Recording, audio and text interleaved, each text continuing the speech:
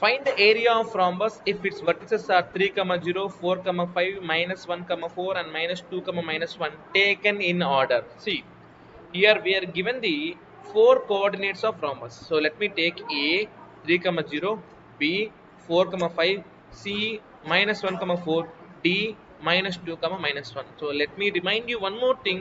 Here in every figure in coordinate geometry you have to take the coordinates in order. That means A ikkada తీసుకుంటే B ikkada తీసుకోవాలి, C ikkada తీసుకోవాలి, D ikkada తీసుకోవాలి, or A B C D cyclic గా ఉండాలి. అందుకని A రాసి ఇక్కడ B రాయకూడదు. ఓకే, తప్పది. A B C D. Now area of rhombus అంటే ఏంటి? Area of rhombus is nothing but the half into D1 D2, half into product of diagonals. So diagonal అంటే ఏంటి? మనకి AC ఒక diagonal, BD ఒక diagonal. AC diagonal length ఎలా కనుక్కుంటాం? AC diagonal length means nothing but distance between A and C.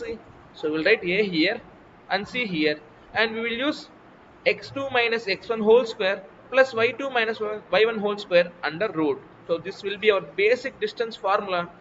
So దాంట్లో కానీ మనం వేసామంటే మనకి AC ఒక లెంత్ వస్తుంది √32, and similarly BD is one more diagonal, we will get √72.